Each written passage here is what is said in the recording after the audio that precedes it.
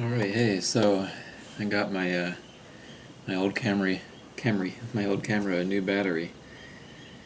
So I decided to take you outside today for our Hitoyogiri lesson. Today we're doing Doyo. What is Doyo? Alright, let me back up a minute. So you can see around me the trees are still green. Well, that's a pine tree, so it's always green anyway. But the other trees are still green too. It's still kind of summerish, but it's starting to change. Officially speaking, it's autumn. And you'd think that we'd be doing the autumn mode since it's autumn, but that's actually not the case. There's something else in Japan that a lot of people don't even know about today that's called Doyo. It's written with two kanji. That's do is kind of earth, and yo is to use, right? So for grounding purposes, maybe that's kind of my interpretation anyway. It's a time at the first 18 days of each season this happens, okay? So the first little section, first like 2.5 weeks of each season is Doyo. And it's a time to kind of reset yourself and, again, this is just my interpretation, but summer was really busy, right? Doing a lot of things, getting a little bit too busy. Realized that I need to have nothing to do for a little while. There's always something to do, especially once you've got a family or something, right? So this is a time to remember, like, all right, what's actually important? What actually does need to be done? Maybe some days when nothing needs to be done are necessary, especially after a busy season, right? So that's kind of what Doyo is about, and the books tell you to play Doyo mode kind of relaxed and gentle. And that's a good thing. It's a time to be a little bit relaxed and gentle. The busyness of the season, wrapping up the season, now we're starting something new, so let's kind of get back to what's basic and what's necessary. That's kind of the mentality behind this mode, if you ask me. Well, let me just play it for you first. We'll just play the scale. This is the Doyo scale.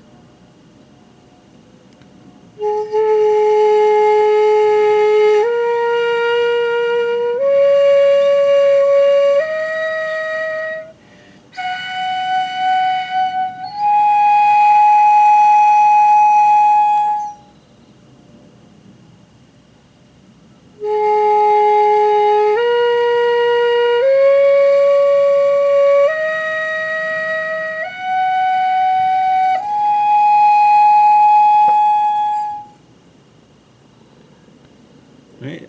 We were playing Oshiki before, and the practical difference is just one note, isn't it? You know which note that is? Take a look.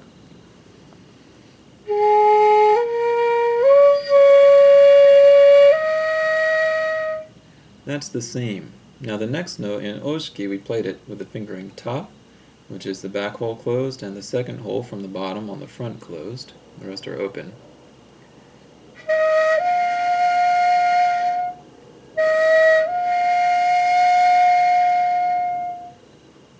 But in Doyo, this note, instead of closing the second hole, we're going to open that. We're going to raise it about a half tone. And in our book, this is written as ya instead of ta. You notice it's the same a vowel at it, right? Because it's related to this to the same position, but it's played a little bit differently, so we're calling it ya.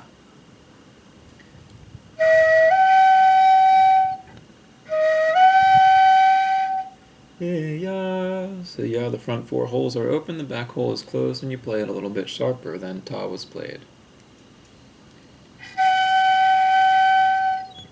So let's hear that again.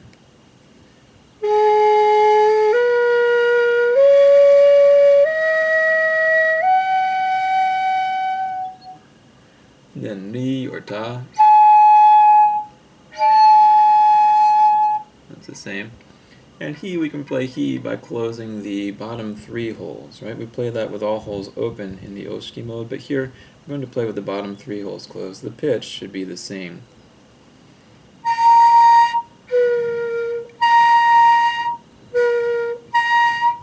It's one octave above ho or ro, right? So let's play that whole scale now.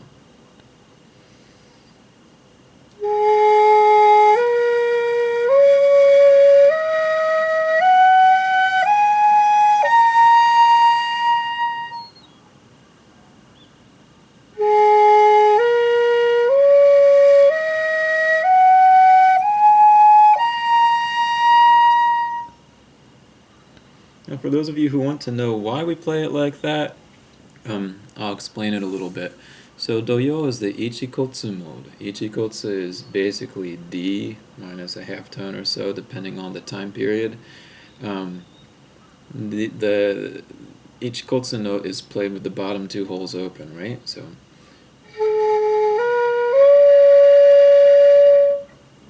Okay, so that's Ichikotsu. Ichikotsu. Okay? What we're doing is transposing the Ritsu scale so that it starts at Ichikotsu. So during Oshiki, we had the Ritsu scale playing at Tsutsune. It starts at the bottom note. See if you can hear that.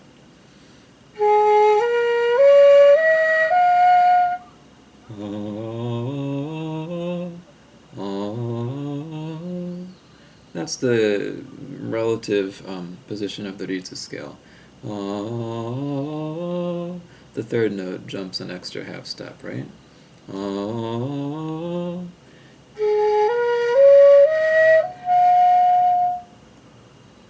we're going to take that same but we're going to start it at the Ichikotsu note. So think about that. How would that sound?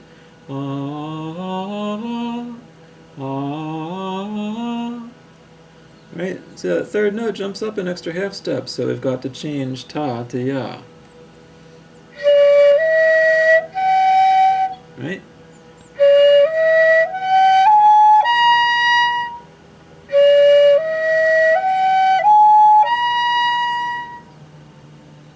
So the scale starts here.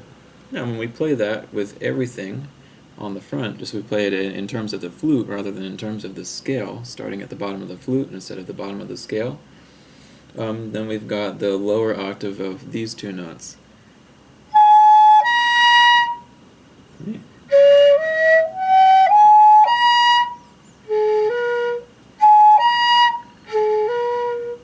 Right?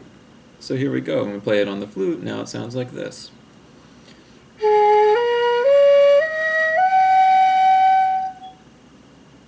And that's your Ichikotsu scale, okay? So, let's take the book. I wanted to teach you the Natori. I use the term teach loosely because I'm kind of learning this together with you. But if you go to the page with the Netori listed on them, and you look closely, you'll see it's got Hyojo Netori, Sojo, Banshiki, Oshiki, Aru. There's no Ichikotsu Netori. Right? Why is that? I don't really know. One guess is that, well, if you look at Oshiki, okay? Oshiki and Doyo are actually very closely related. Well, as you can see by the way that there's only really one note difference in them.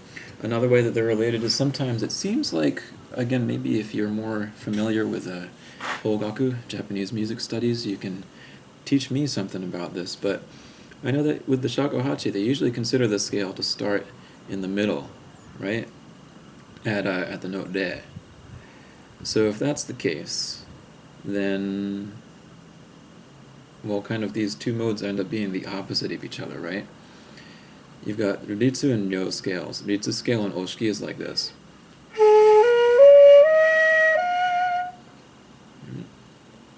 If we start from here, this ends up being the Ryo scale.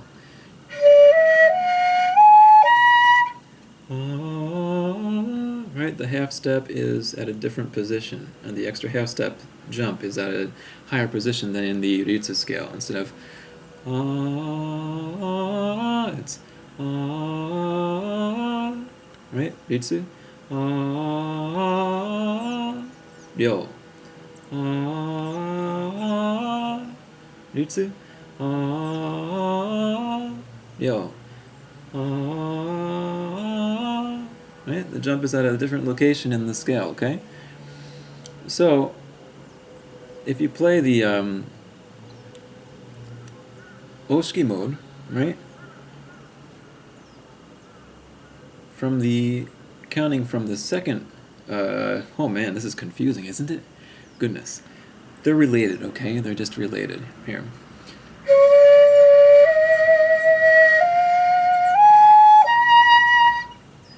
Alright, that's a Ryo scale. If we do that in Ritsu,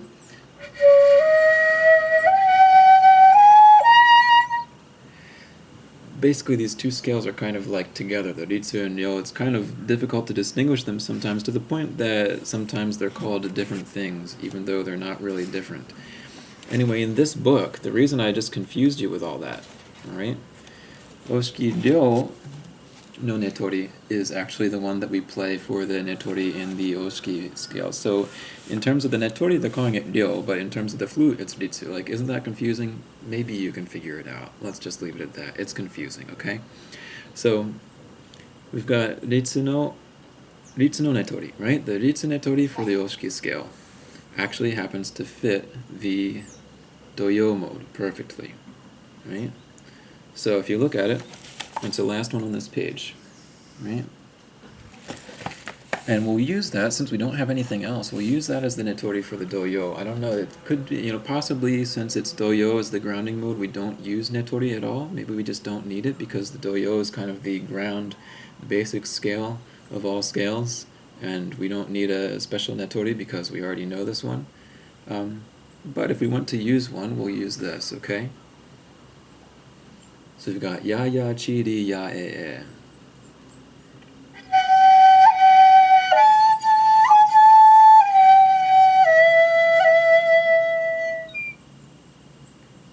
Then ya e ru ho.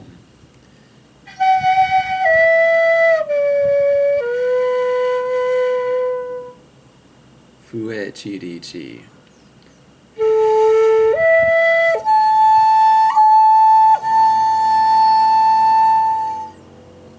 Now you may be saying to yourself right now, why did Nick play that Ru like that, right? This is another kind of mystery to me. The Ru usually indicates one of two techniques, a Mawari Yubi or Korobi Yubi, right?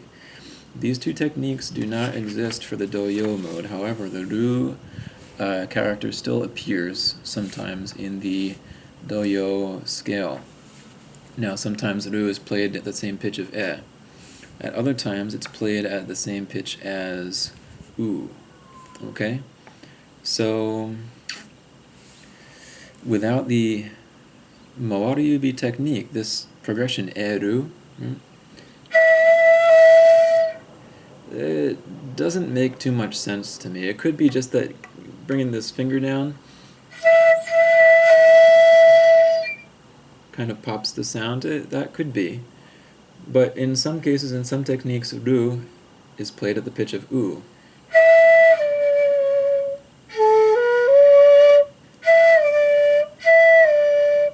E-U, E-Ru. So maybe that's what we're supposed to do. You'll have to use your own judgment. But to me, for now, that's what makes the most sense. So that's what I'm going to do. Let's play the Netori again. Ya ya chi ri ya e.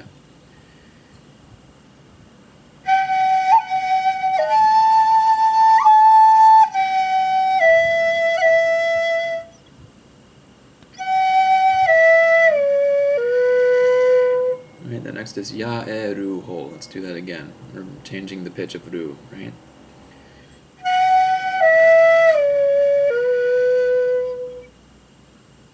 Fu e chi ri chi.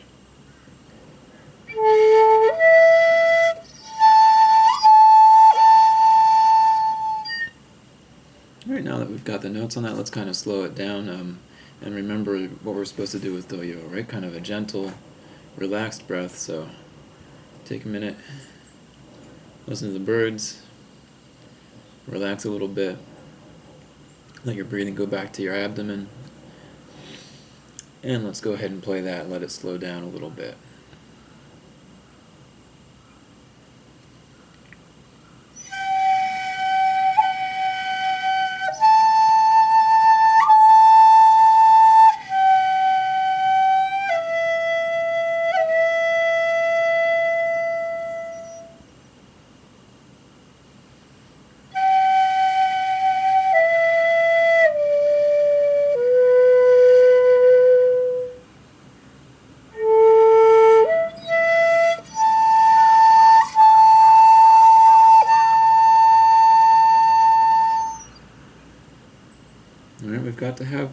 the sounds in mind as we're doing that. I don't think I played that quite perfectly, so I'm going to try it again. I'll play a scale first, just to get those notes in my mind first.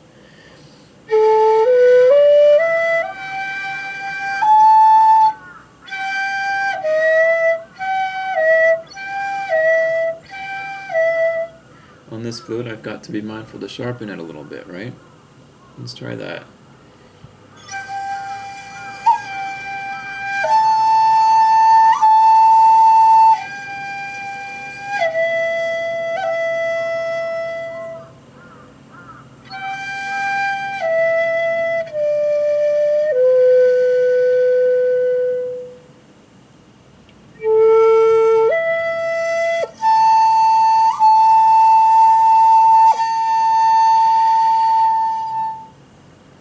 Again, let's play the scale first, get that in mind.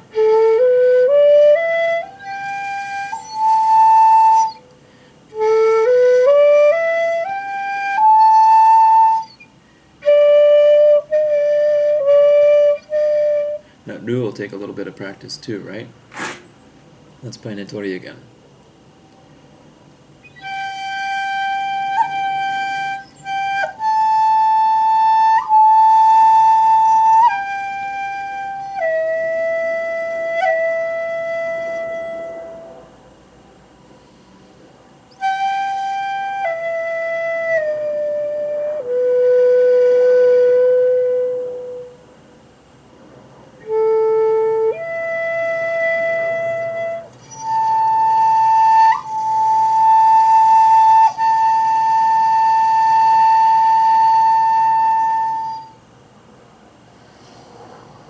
Relax, and let's do it again.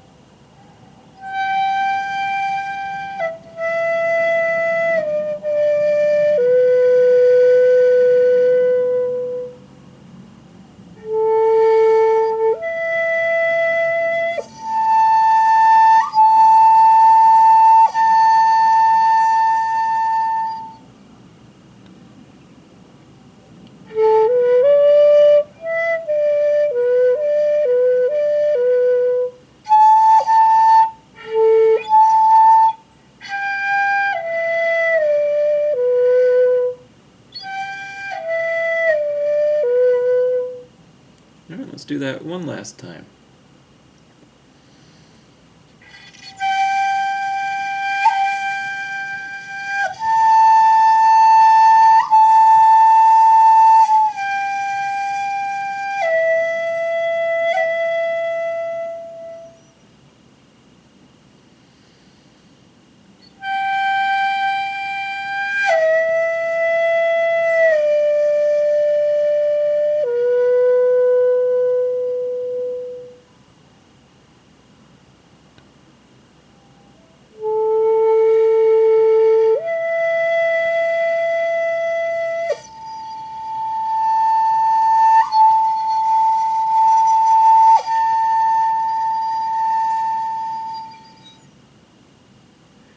And do you notice when you bend down to the ru, it puts your head in pretty much the right position to be playing the whole at the right pitch too.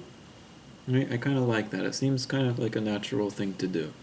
So I think that's good. And just at the end of today's video, I'd like to show and tell a little bit. This is a piece of Susudake that I recently procured. What is Susudake? Susudake is bamboo that has been hung over from the rafters, kind of from the ceiling, in an old Japanese house. And these old Japanese houses had something called an irori. It's kind of a square charcoal pit where they would do cooking. Right? Since you've got a charcoal pit that's always cooking in the room, you've got this soot coming up from the charcoal, the smoke going up to the top. The smoke, over many, many years, ends up staining the bamboo. Okay? So once you wipe off those charcoal deposits that have kind of like built up on it, you can clean it off nice and clean, but it's got this really deep, dark brown stain. And at the same time, this bamboo has been dried out. It's been kind of heated and dried out over many, many years, so it's also a very stable kind of bamboo, right? It's one. This bamboo is over 100 years old, right? So if it hasn't broken by now, it's probably going to be okay. I will add some bindings just to keep it safe. But you know, when this bamboo was harvested, also the person who took off the little shoots from the sides of the bamboo, they peeled off some of the skin, some of the bark from the bamboo with it, and it left a little wound in the bamboo. So I covered that up with urushi and G, and then did a little bit of silver work over top of it, so you've got those fixed and hopefully beautified a little bit. All the, pretty much, as far as I know, all of the surviving Hitoyogiri that we've got from the Edo era were either Susudake, like this one, or like the other ones that I make, they're covered in urushi, right? Either way, the Susudake and the urushi work to stabilize the bamboo, and Hitoyogiri that were made in such a manner tend to actually survive rather than not, especially since you've got that thinner bamboo here. It helps to have a little bit of extra protection if you want to make it last for generations and generations. But, that said, what does last? There are some things that last, of course. Have a nice autumn. We'll do a couple Doyo pieces next, and then we'll continue into the autumn mode, which is Hyojo. So we'll look forward to that in the coming months. Cheers.